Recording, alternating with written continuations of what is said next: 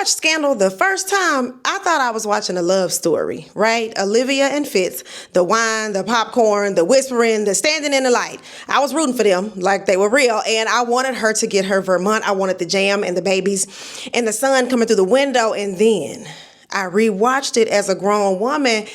Baby, that is not a love story, okay? That's Stockholm Syndrome, because here's what hit me the hardest this time. Almost nobody on the show is a good person.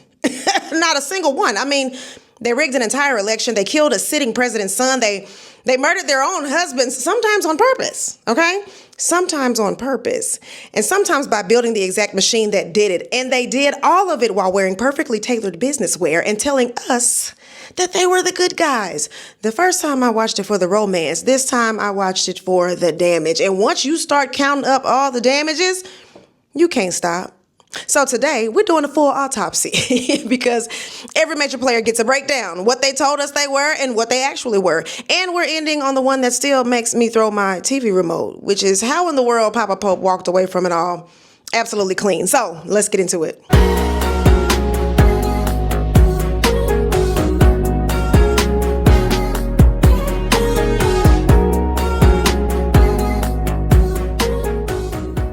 What's up, everybody? It's your girl, Indescribable, aka Geraldine Lake, and welcome back to my channel. Now, real quick, this is 7 seasons of television, and it's one of my favorite shows. So I could literally talk about this show until the sun comes up, but I'm not here to recap every episode. You lived it. I'm here to tell you how different these people look when you grow up, okay? After a few years of therapy, you know, when you can finally spot a red flag from across the room.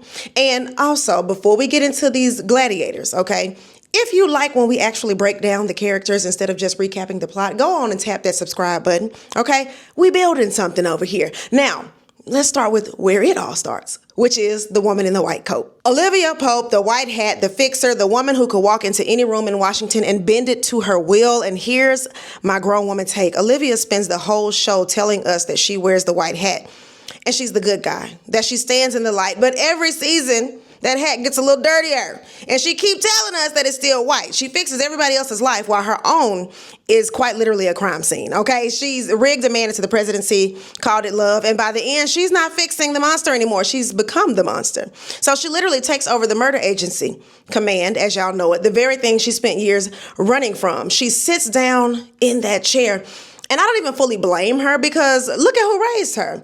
Which is exactly where we got to go next, because you can't understand a single choice Olivia makes until you understand that daddy, okay? Now, Eli Pope, Rowan, command, whatever name you want to call him or whatever he's wearing that day, he is the scariest man on the whole show, and he barely even had to raise his voice. Now, this is the daddy issue to end all daddy issues. This is a man who had to remind his grown daughter that she got to be twice as good as them to get half of what they have. Did I not raise you for better? How many times have I told you you have to be what?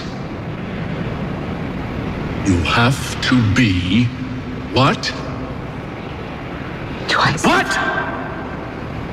Twice as good. Twice as good as them to get half of what they have. And on paper, that's real, okay? A lot of us heard some version of that at home, but he weaponized it, right? He used that pressure to control her, to make her feel like nothing she did was ever good enough, like she owed him her entire life. And let's be clear about what this man actually did. He ran a secret agency that killed American citizens. He killed the president's son, Jerry, injected him at a rally like it was nothing just to move his chess pieces around. He had a whole grand jury slaughtered on their lunch break, okay? And through all of it, he gave these long, beautiful, but absolutely terrifying monologues that almost made you forget you were watching a man justify cold-blooded murder. Now, that's the engine of the entire show.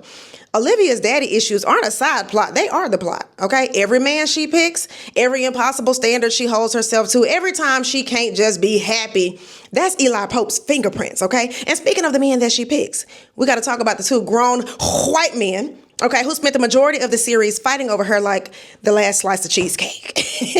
Now, Fitz and Jake was the greatest love triangle of TV, and as an adult, I'm sorry, but neither one of them was the prize we thought they were. Now, let's start with Fitz, okay? He was handsome, he was powerful, he was literally the president of the United States. But emotionally, he is a mess, held together by scotch tape and self-loathing, okay? He didn't even win his office fairly. His people rigged the vote in defiance to put him in that chair, and he spends the whole show acting wounded, like the world did him wrong. He loves Olivia, sure, but it's the kind of love that blows up her whole life. every time he gets lonely. Like he wants her when he wants her and then always expects her to wait. And then here comes Jake. And Jake liked to present himself as the safe choice, the sunshine and the standing in the sun and the man who will give her normal, right? Except Jake is a trained killer who worked for her daddy. Jake murdered people. Jake shot a man and left him to bleed out slowly in the street just to make it look clean. That's the safe option? A hitman with nice teeth?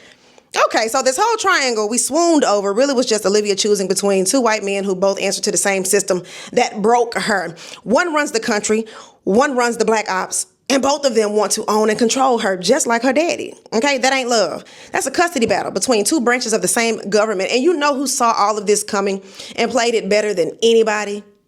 The woman that everybody underestimated for 6 seasons. Oh, Mellie Grant. Yes, Mellie. I love me some Mellie. And she might be the most fascinating person on this entire show because she is the supportive wife and the coldest strategist in the building at the exact same time. It's giving Joyce Gomorrah, okay? On the surface, she's standing by her man, smiling at the galas, holding the family together, playing the role. But behind the smile is a woman running the longest game anybody on the show has ever ran. She wanted power for herself, and she was willing to wait years to get it. She stayed in a loveless marriage because the marriage was the ladder, right? And here's why I have to slow all the way down and be careful because Mellie's story carries some real pain. Now, what Fitz's father did to her was actual assault, full stop, okay? And the show treats it as the deep wound that it is. Now, what I will say is that the writers gave her that pain and then showed us a woman who refused to let it be the end of her story. So she carried something unspeakable and still climbed all the way to the top.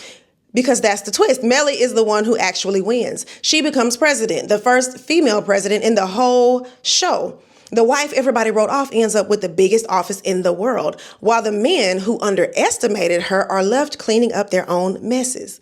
Calculating? Absolutely. But after everything she survived, I was proud of Mellie. Okay, she deserved that. Give it to her. Now, the person who taught me the most about how power can really rot somebody from the inside out, Cyrus Beene, okay? This might be the saddest and the most disturbing arc on the whole show because we watch this man's soul leave his body in real time over 7 seasons. Like when we meet Cyrus, he's brilliant, right? He's ruthless in the office, but he's also a man who isn't free yet. So he's closeted, he's guarding himself, and when he finally lets James in, we get to watch him actually become somebody's husband, right? He proposes, he promises James the house, the garden, the baby, and for a minute there, Cyrus is a proud husband, and it's beautiful, and you root for them. And then the show does the Cyrus Beene thing. You know, it shows you exactly how a person trades their humanity for power, one deal at a time. He needs leverage on Sally Langston, so he takes his own husband, James, and sets him up.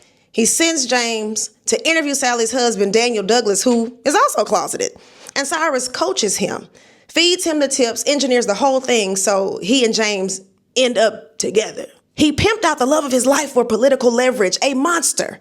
And it blows up exactly the way that kind of scheme does, especially when Todd set it up. Well, it could have been a scheme that Todd set up for him to come to you with the bullets. Sally catches her husband and kills him, and James knows too much about it, and to bury the whole thing, Jake puts James down and dresses it up like a carjacking. So the love of Cyrus's life ends up dead, and Cyrus built the machine that did it with his own 2 hands. Now that press conference where he breaks down, he ain't just grieving his husband. He's grieving the man he used to be before he sold that man off piece by piece.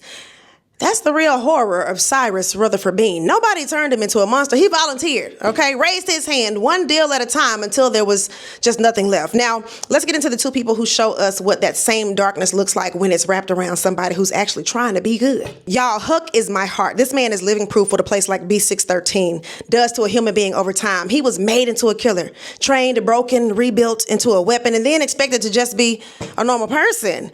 And you feel every bit of that damage in him, the hesitation and uncertainty, the panic, the stammering, the way violence is both the thing that traumatized him and the only language that he can truly understand.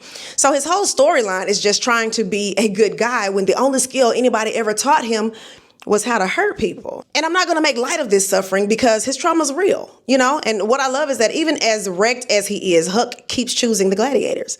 He keeps choosing loyalty. He finds a little family and he holds on to it. And the person that he ends up passing all of that damage and all of that loyalty down to is the one who might have the wildest transformation on the entire show. Quinn Perkins. When I tell y'all the glow up to villain era on this woman is insane, think about where Quinn starts. Scared and confused, wakes up with a whole new name, no idea why Olivia saved her, wide-eyed, baby gladiator, just trying to keep up. That's the Quinn we meet, soft and terrified, and then Huck teaches her the darkness. He teaches her how to hurt people, and something in Quinn wakes up, and she likes it. Okay, she goes from the scared new girl to a woman who can torture somebody and then just go grab lunch, you know? She falls for Charlie, who is another killer, because, well, that's who she is now. And by the end, she's not following anybody. She's running the shop. So she takes the whole operation and makes it hers. Nobody stays innocent in Olivia Pope's circle. The work changes you. The people change you. And the sweet ones either leave or they turn. Quinn didn't leave. And then there's the one gladiator who actually found her power without letting it eat her alive. I love me some Abby Whelan, y'all. She is the one that I'm probably most proud of because we meet Abby as a survivor of domestic violence. She came out of a marriage that hurt her and a genuinely, abusive situation. She had every reason to shrink. And instead, she becomes a gladiator, and then she walks into the White House and she becomes press secretary, standing at that podium in a town full of people who kept trying to reduce her to just a nickname. The men in that building loved calling her Red, like she was cute and innocent, like she wasn't a threat at all.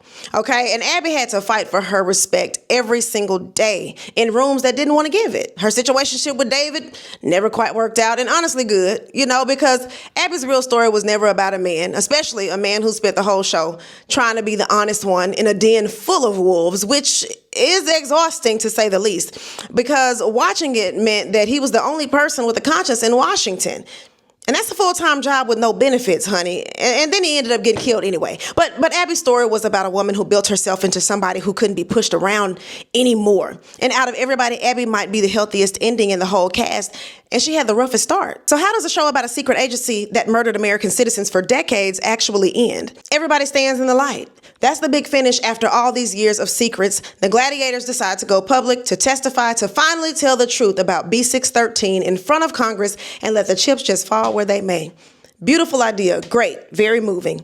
And then Papa Pope stands up and testifies too. He admits that he built the whole thing from the ground up, admits to fixing elections. I mean, all of it. But he don't do it on his knees. He does it with his chest out, giving one last gorgeous and terrifying monologue about how he's the reason the nation is still standing because that's so Eli, right? And after all of that, Jake takes the fall for B613 and everybody else, including the man who ran it, like who killed the president's son, like who slaughtered a grand jury. He just gets to go free. Papa Pope, the single most dangerous person on the entire show, the one who did the most damage by miles, okay, faces the least consequences of anybody. And why? The show never really gives you a clean legal answer, but we know he played the race card. And he knew them white folks wouldn't dare tell the American people that a black man had really been calling the shots all this time. And I mean since like the 80s, okay? So no, watching Scandal as an adult did not give me my love story back. It gave me something better though. I got a show full of people who kept telling us that they were the good guys while they burned everything to the ground. And it made us love them anyway. That's what Shonda Rhimes be doing. Okay, Olivia was never the white hat. Fitz was never a prize. Mellie was the one playing chess while everybody played checkers. Cyrus sold his soul in installments like Klarna. And Papa Pope walked off clean because he was clever enough to leverage America's driving force, the very thing keeping it alive. Pure, unadulterated racism. But I want to know what y'all think. Who's the real villain of Shondaland? Well, specifically Scandal. Is it Mellie, Sally, Olivia, Fitz? I mean, did you root for Olivia and Fitz the first time like a bird before you knew better? Because I did. Okay, so tell me in the comments because I be reading them. And if this made you see these people a little clearer, then tap that like button. And if it didn't, respectfully go to hell, okay? But subscribe on your way out and hit that notification bell so you know every single time your girl uploads because we family over here. And family don't miss each other's videos. Now, I got some more good ones cooking up. But until then, I'm going to see y'all in the next video. All right? Peace.